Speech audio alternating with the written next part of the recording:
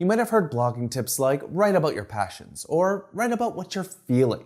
Well, if these are the only two things you're doing, your chance of creating a successful blog is slim. The truth is that even if people are interested in what you're writing about, it's impossible for them to visit your site if they can't find you. And even if they do find you, traffic is meaningless unless you can actually get them to read your content. So today I'm going to cover some important blogging tips that have helped us consistently get traffic to our blog. Stay tuned. What's up bloggers, Samo here with Ahrefs, the SEO tool that helps you grow your search traffic, research your competitors, and dominate your niche. Now, while there's nothing wrong with blogging about your passions, creating a successful blog goes beyond just you. You should be a half-decent writer, understand the technical elements of blogging, as well as social strategies that can help you take your blog from nothing to something. So rather than giving you a popcorn bowl full of random blogging tips, let's break these down into 3 buckets to help you get more traction. The first bucket is all about becoming a better writer. And the first tip that falls in this bucket is to focus on a specific part of your niche. Now you might label yourself as a food blogger, but by covering the topic of food as a whole, you may be spreading yourself too thin. For example, even if you were able to publish 2 posts per day for an entire year on subtopics like grilling food, smoothies, vegetarian diets, slow cooker recipes, nutrition, and more, it'd be tough to compete with larger sites or those that are just focusing on one of those topics. So in my opinion, it's better to focus on being a master of one than a jack of all trades. So focus on becoming the go-to place people go to find smoothie recipes. Become the go-to place where people go for grilling techniques. And after you've dominated that niche audience, you can try and expand to other subtopics to reach new audiences. The second tip is to create content that's worth referencing. Referencing requires attribution, and attribution in the world of blogging equals links. Links from other websites are important because search engines like Google use them to help decide which pages should rank high in the search engines. Now, how do you create content that's worth referencing? I've got 3 nuggets of wisdom for you. The first way is to create content that's unique and interesting to your industry. For example, we ran an experiment where we spent over $50,000 on podcast advertisements. And to the best of our knowledge, no one had written this kind of post. And this resulted in around 140 unique websites linking to this page in a short period of time. Another way to get people to reference your posts is to include statistics. Ahrefs' blog has over 2,500 backlinks because of a stat. And this is one of the reasons why we continually publish data studies. They're literally link magnets. Now we have access to a ton of data because we integrate it into our suite of SEO tools. But you don't need anything fancy like this to use this tip. For example, a good chunk of Backlinko's links come from stats, and they're often referencing his own personal results like growing his organic traffic by 111% and boosting conversions by 785%. And it also works outside of the marketing niche. NerdWallet has nearly 29,000 backlinks because of a mention of a stat. Naturally, as people blog, they want to provide supporting resources that back up their claims. Make sure yours is in the mix. Finally, include unique images that are worth stealing. Creating high-quality images is hard, which means that it's a point of leverage for those that are willing to put in the effort. Within our posts, we often add custom images, whether they be graphs from our data studies or illustrations that help better explain concepts. Not only do they create a better experience for readers, but they result in links. As you can see here, we've got around 820 links pointing at JPEG images on our site, and then another 1,600 links to PNG images. Alright, the next tip is to make your posts easy to read. In the words of our CMO, nobody likes to read. They just want the information. If they could download it to their brain, they would. And to do that, you need to ensure your posts are easy to read and use. Here are a few tips on how to do that. Use short paragraphs instead of big walls of text. Short paragraphs help readers progress through your article in small and easy steps. Next, break up long sentences because they're hard to follow.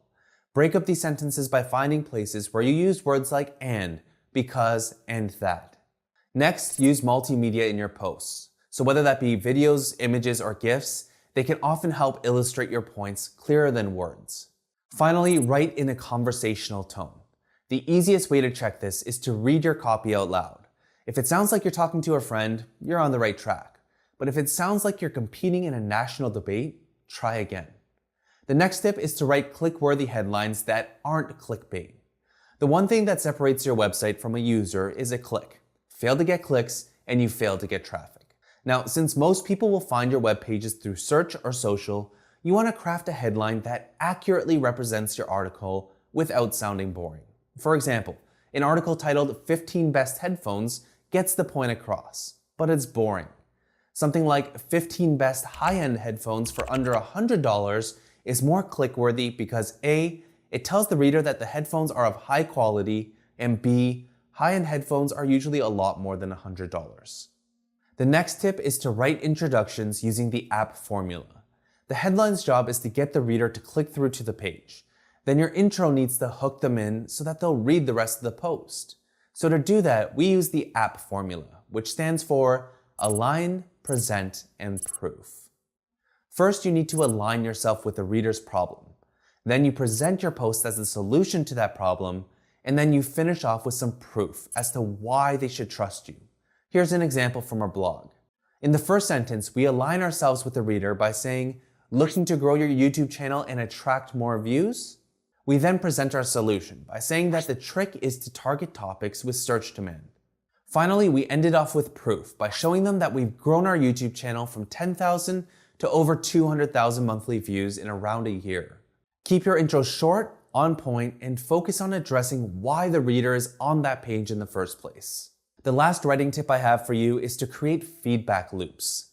Your first draft should never be your last. At Ahrefs, we're known to go through a pretty rigorous editing process. The writer generally starts with an outline. After that's approved, they write their first final draft. And no doubt, they should think it's pretty good. Then, someone else from our team will review their post, question any claims, suggest different formats, or whatever. Anything goes at this point. This usually ends up with a document that's completely highlighted in yellow with suggestions. Then the writer makes any necessary changes and will have those reviewed one last time before publishing. This feedback loop helps us to always put our best foot forward on every post we publish. Now, if you don't have a team to work with, it's worth connecting with other bloggers in your space who also want to become a better writer. But don't just reach out and say, hey, can you edit my post? I'll edit yours too. This kind of process can come through relationships, which I'll expand on later.